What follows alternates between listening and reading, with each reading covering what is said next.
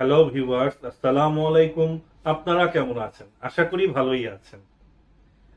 কর আইনজীবী পরীক্ষার প্রস্তুতি হিসাবে আজকের পর্বে আপনারা দেখবেন চাকরি হতে আয় গণনা। এই ভিডিওটি দেখে আপনারা যদি উপকৃত হন, আপনারা অবশ্যই আমার চ্যানেলটি সাবস্ক্রাইব করবেন। এর পাশাপাশি বেল আইকনে ক্লিক করে রাখুন, যাতে পরবর্তী ভিডিওর নোটিফিকেশন সবার আগে আপনার কাছে পৌঁছে যায়। আপনারা যে কোনো ওয়েব ব্রাউজার থেকে fmskillsharing.com লিখে আমার এই ওয়েবসাইটটিতে চলে আসবেন। তারপর সার্চ বক্সে প্রাইভেট এমপ্লয়ি কথাটি লিখে সার্চ বক্স বাটনে ক্লিক করবেন। এখানে আপনারা income tax return filing for a private employee এই ব্লকটি পাবেন। এটা ক্লিক করে আপনারা ভেতরে যাবেন।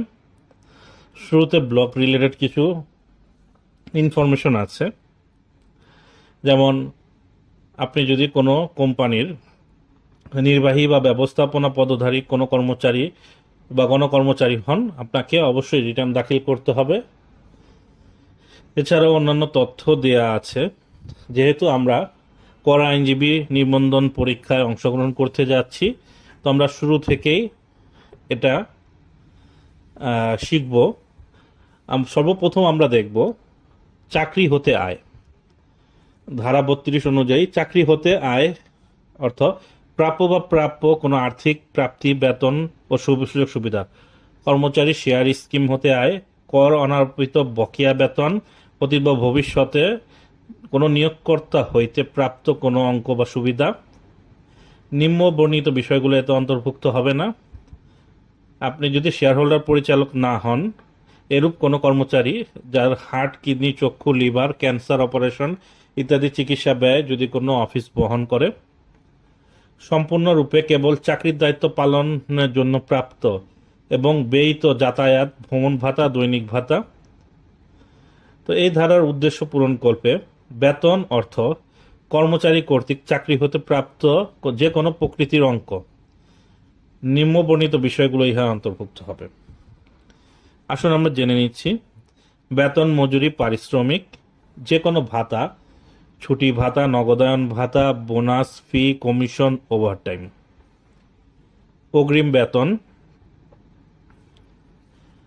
আনুতোষিক, পেনশন বা ইহাদের সম্পূরক, পারকুইজিট, বেতন মজুরির পরিবর্তে প্রাপ্ত বা প্রাপ্তি অথবা বেতন মজুরির অতিরিক্ত প্রাপ্তি, বেতন মজুরির পরিবর্তে প্রাপ্তি অথবা বেতন বা মজুরির অতিরিক্ত প্রাপ্তি অর্থে অন্তর্ভুক্ত হইবে।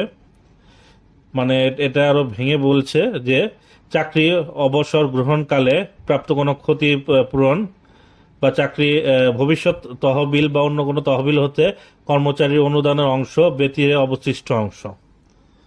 আচ্ছা, এখন আমরা চাকরিতে যোগদানকালে বা চাকরির কোনো শর্তাবলী পরিপ্রেক্ষিতে আপনি যদি কোনো সুযোগ সুবিধা পেয়ে থাকেন, সেটা ন্যায্য বাজার মূল্য। পারকুইজিটটা আমরা একটু বিস্তারিত পড়ব। পারকুইজিট অর্থ নিয়োগকর্তা কর্তৃক কর্মচারীকে প্রদত্ত ইনসেন্টিভ, বোনাস সহ যে কোনো প্রকার সুবিধা, তবে নিম্নবর্ণিত পরিশোধগুলো ইহাতে অন্তর্ভুক্ত হবে না। পারকুইজিটে অন্তর্ভুক্ত হবে না কি কি? 10টা আইটেম: মূল বেতন, বকেয়া বেতন, অগ্রিম বেতন, উৎসব ভাতা, প্রণোদনা ভাতা, নগদায়ন অর্থাৎ ছুটি, নগদায়ন, ওভারটাইম, স্বীকৃত ভবিষ্যৎ তহবিল, অনুমোদিত পেনশন তহবিল, অনুমোদিত আনুতোষিক তহবিল, অনুমোদিত বার্ধক্য তহবিলে প্রদত্ত চাঁদা। এই 10টা পারকুইজিটে অন্তর্ভুক্ত হবে না। এছাড়া সবগুলো পারকুইজিটে অন্তর্ভুক্ত। তো আমরা এখন মূল বেতন জেনে নেই। মূল বেতন অর্থ মাসিক বা অন্য কোনো প্রকার পদেয় বেতন, যাহা ভিত্তিতে অন্যান্য ভাতা সুবিধাদি নির্ধারিত হয়। নিম্নবর্ণিত ভাতা বা সুবিধাদি মূল বেতনে অন্তর্ভুক্ত হইবে না। সকল প্রকার ভাতা, পারকুইজিট, এনুইটি, বোনাস সুবিধা নিয়োগকর্তা কর্তৃক কর্মচারীকে বিভিন্ন তহবিলে প্রদত্ত চাঁদা। যেহেতু মূল বেতনের ভিত্তিতে অন্যান্য সুযোগ সুবিধা নির্ধারণ করা হয়, তাহলে এই বিষয়গুলো অন্তর্ভুক্ত হবে না। এছাড়া পারকুইজিটের আরো ডিটেলস আছে। এটা আমরা যখন একটা ম্যাথ দেখব সেখানে আমরা জানতে পারবো। কর্মচারী শেয়ার স্কিম, ডিটেলস আপনারা পড়ে নেবেন। বেসরকারি চাকরিজীবী কিভাবে চাকরি হতে করযোগ্য আয় নির্ণয় করে। তফসিল একটি আপনারা লক্ষ্য করুন। আপনারা আইটি 11/গ/2023 এই রিটার্ন ফর্মে খ অর্থাৎ সরকারি বেতন আদেশভুক্ত কর্মচারী ব্যতীত অন্যান্য চাকরিজীবী করদাতাদের ক্ষেত্রে এই অংশটি প্রযোজ্য। তফসিল একে এই প্রাইভেট এমপ্লয়ীদের ক্ষেত্রে এখানে আপনার চাকরি হতে আয়ের বর্ণনা দিতে হবে। তো আমরা যেগুলো পূর্বে পড়ে এসেছি সেগুলো কিন্তু এখানে তুলে ধরা আছে। এবং সর্বশেষে অব্যাহতি প্রাপ্ত চাকরি হতে আয়ের 1/3 অথবা 4.5 লক্ষ টাকা যেটা কম সেটা বাদ দিলেই আমাদের করযোগ্য আয় নির্ণয় হয়ে যাবে চাকরি হতে। তা আমরা একটু সংক্ষিপ্তভাবে জেনে নেই। বেতনের মধ্যে আছে মূল বেতন সম্পূর্ণ করযোগ্য, বকেয়া বেতন সম্পূর্ণ করযোগ্য, ওভারটাইম অর্থাৎ চাকরি হতে আয়ের সাথে যোগ হয়ে যাবে। ভাতা সমূহ উৎসব ভাতা, প্রণোদনা ভাতা, ছুটি নগদায়ন, বৈশাখী ভাতা, বিনোদন ভাতা, মহার্ঘ ভাতা, এগুলো চাকরি হতে আয়ের সাথে সম্পূর্ণ অংশ যোগ হবে। এছাড়া আছে অগ্রিম বেতন, যদি এগুলো অগ্রিম বেতন এবং বকেয়া বেতন যদি পূর্বে করযোগ্য হয়ে না থাকে। আনুতোষিক এনুইটি পেনশন বা ইহাদের সম্পূরক। আনুতোষিক অর্থাৎ গ্র্যাচুইটি অব্যাহতি প্রাপ্ত সীমা 2.5 কোটি টাকার উপরে হলে এটা চাকরি হতে আয়ের সাথে যোগ হবে। ষষ্ঠ তফসিল অংশ 1 অনুচ্ছেদ 6। এনুইটি সম্পূর্ণ আয়ের সাথে যোগ হবে। পেনশন সম্পূর্ণ অব্যাহতি প্রাপ্ত। ষষ্ঠ তফসিল অংশ 1 অনুচ্ছেদ 6। পারকুইজিটের মধ্যে আমরা পেলাম বাড়ি ভাড়া ভাতা, যাতায়াত, চিকিৎসা ভাতা, leave fare assistant, incentive bonus, যেগুলো সম্পূর্ণ আয়ের সাথে যোগ হবে।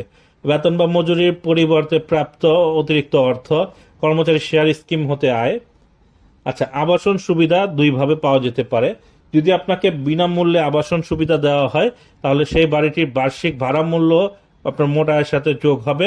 হ্রাসকৃত হারে ভাড়ায় দেওয়া হয় তাহলে বার্ষিক ভাড়া মূল্য হতে আপনাকে যে পরিমাণ ভাড়া কর্তন করা হয়েছে সেটা বাদ দেওয়ার পর অবশিষ্ট আয় মোট আয়ের সাথে যোগ হবে, অর্থাৎ চাকরি হতে আয়ের সাথে যোগ হবে। মোটর গাড়ি সুবিধা, আপনাকে যদি মোটর গাড়ি সুবিধা দেওয়া হয় 2,500 সিসি পর্যন্ত গাড়ির ক্ষেত্রে প্রতি মাসে 10,000 টাকা করে আপনার মোট আয়ের সাথে যোগ হবে, এবং 2,500 সিসির অধিক হলে 25,000 টাকা করে মোট আয়ের সাথে যোগ হবে। নিয়োগকর্তা কর্তৃক অন্য যে কোনো প্রকার সুবিধা, স্বীকৃত ভবিষ্যৎ তহবিলে নিয়োগকর্তা কর্তৃক প্রদত্ত চাঁদা সম্পূর্ণ অংশ যোগ হবে। স্বীকৃত ভবিষ্যৎ তহবিলের আয় সম্পূর্ণ আয় অব্যাহতি প্রাপ্ত ভবিষ্যৎ তহবিল হতে আপনি যদি ইন্টারেস্ট পেয়ে থাকেন। ষষ্ঠ তফসিল অংশ 1 অনুচ্ছেদ 6 খ। WPPF ওয়ার্কার্স প্রফিট পার্টিসিপেশন সম্পূর্ণ অংশ যোগ হবে। অফিসে নিয়োগকর্তা কর্তৃক বিনামূল্যে চা, কফি, নাস্তা বা অফিসে নিয়োগকর্তা কর্তৃক বিনামূল্যে দুপুরের খাবার কোনো অর্থই যোগ হবে না। নিম্নে একটি টিন সার্টিফিকেট ডেমো দেওয়া আছে, একটি স্যালারি সার্টিফিকেটও দেওয়া আছে। আমরা এই স্যালারি সার্টিফিকেট হতে প্রাইভেট এমপ্লয়ির চাকরি হতে আয় গণনা করব। তো আসুন আমরা দেখে নিচ্ছি। এখানে একটা ক্যালকুলেশন শিট আছে যেখানে আমরা বেতনের অংশে বেতনের অ্যামাউন্টটা বসিয়েছি। বেসিক স্যালারি মূল বেতন, ভাতার মধ্যে উৎসব ভাতা আছে 2,04,000। এছাড়া convince, medical, entertainment, PF, bank contribution, এগুলো আমরা নির্দিষ্ট ঘরে এক এক করে বসিয়ে নিয়েছি। দেখুন, লিভ ফেয়ার অ্যাসিস্ট্যান্ট, স্বীকৃত ভবিষ্যৎ তহবিলে নিয়োগকর্তা কর্তৃক প্রদত্ত চাঁদা, এগুলো সব বসানোর পর আমরা চাকরি হতে আয়ের 1/3 অথবা 4.5 লক্ষ টাকা যাহা কম সেটা বাদ দিয়ে আমরা বেসরকারি চাকরি হতে করযোগ্য মোট আয় নির্ণয় করেছি। দেখুন, আমাদের মোট ইনকাম ছিল বেতন খাতে 11,09,600। এটাকে আমরা যদি 3 দিয়ে ভাগ করি, অর্থাৎ 3 ভাগের 1/3, 3,59,867। আমাদের ক্যালকুলেশনটি সঠিক হয়েছে। তো এভাবে আপনারা চাকরি হতে বেসরকারি চাকরিজীবীর চাকরি হতে মোট আয় ক্যালকুলেট করবেন। তো আমরা পরবর্তী পর্বে দেখব সরকারি চাকরিজীবীর আয়কর নির্ধারণ। তো আপনাদের আয়কর রিটার্ন পূরণে কোনো সমস্যা হলে আমাদের সাথে যোগাযোগ করতে পারেন। আপনারা আপনাদের আয়কর রিটার্ন ফর্মটি আমাদের দিয়ে পূরণ করিয়ে নিতে পারেন, সেক্ষেত্রে চার্জ প্রযোজ্য। তো আপনারা ভালো থাকবেন। পরবর্তীতে আমরা সরকারি চাকরিজীবীর আয় কিভাবে